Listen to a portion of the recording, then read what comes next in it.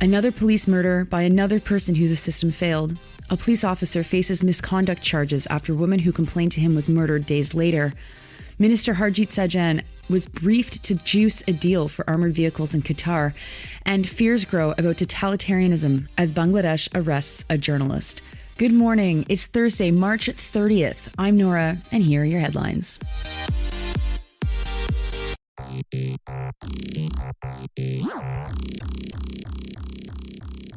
First, we start in Louisville, Quebec. There was another police officer killed this past week, though you might not have heard about it. Sometimes news doesn't cross the language barrier. But like police murders a few weeks ago in Edmonton, the murderer in this case is also dead, shot by police. He was also mentally ill with a long history of uncontrolled mental illness and falling through the cracks. In a report from the Globe and Mail's Tu Tanha, the life of Isaac Briard-Lessard is accounted for step by step as he was in trouble with the law or in crisis. Police were first involved with Lessard in 2012. That year, he was found not criminally responsible for threatening his relatives.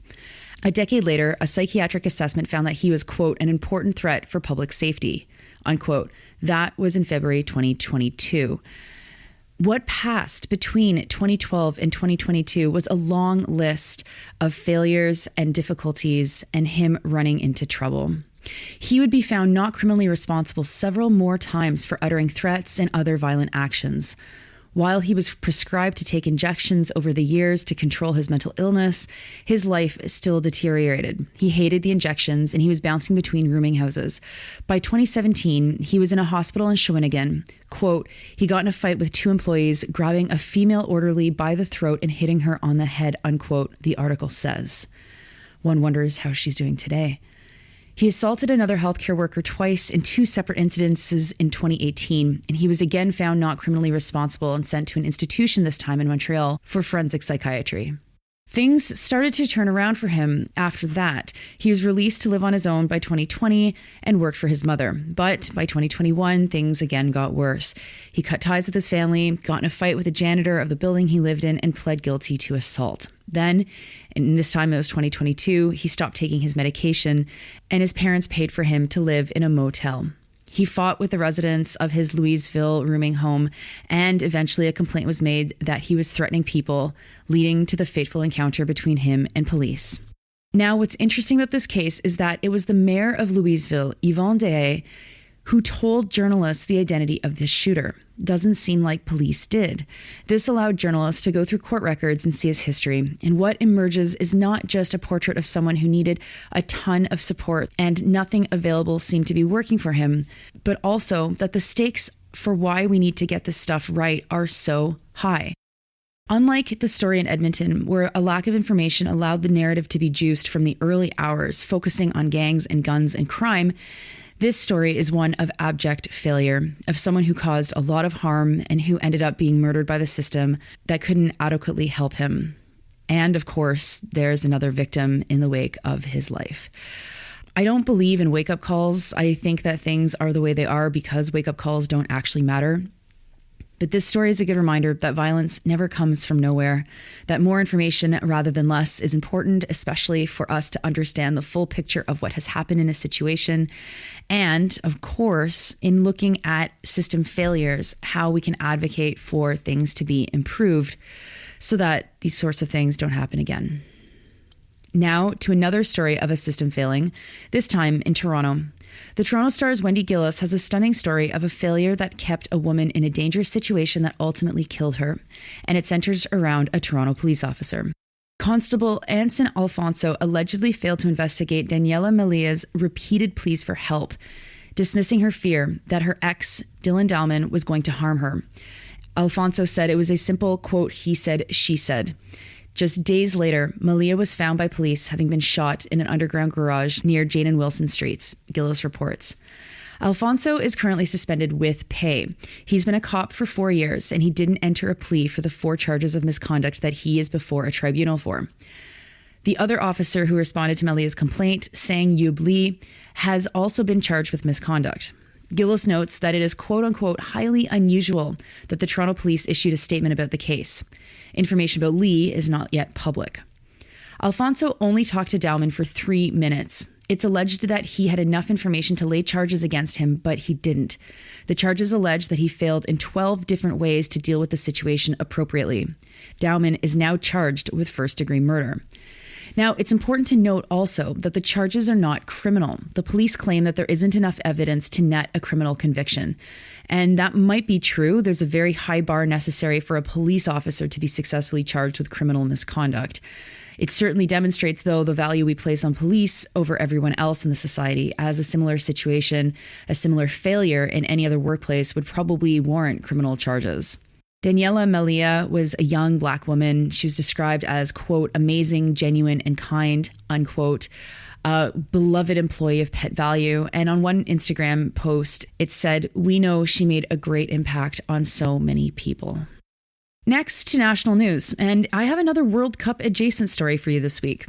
The Maple's Alex Koch is reporting that International Development Minister Harjit Sajjan was briefed to lobby for a possible light armor vehicle deal with the Qatari military. The brief happened just before Sajjan was to meet with Abdurrahman Al Thani, Minister of Foreign Affairs for Qatar. The meeting was supposed to happen at the World Cup. The briefing note that the Maple obtained through access to information, quote, appears to be the first direct acknowledgement from a government ministry that the potential deal between General Dynamics Land Systems Canada and Qatar is in the works. General Dynamics does supply armored vehicles to other countries like Saudi Arabia and can only do so with the approval of the Canadian government. This is not exactly what the official statement from Global Affairs Canada has said just before the World Cup. Their statement instead promised Canadians that talks between Canada and Qatar, or between Al Thani and Sajjan, would focus on, quote, humanitarian assistance and international development. Here's how Koch describes the briefing note's contents.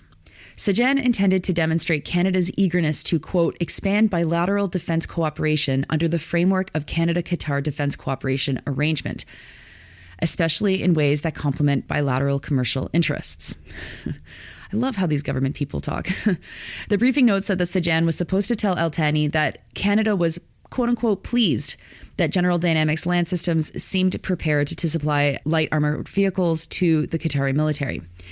The day before he was supposed to meet with Al Thani, Sajjan attended a meeting at the Canadian Embassy in Doha with the Canadian Business Council in Qatar. General Dynamics reps were expected to be present.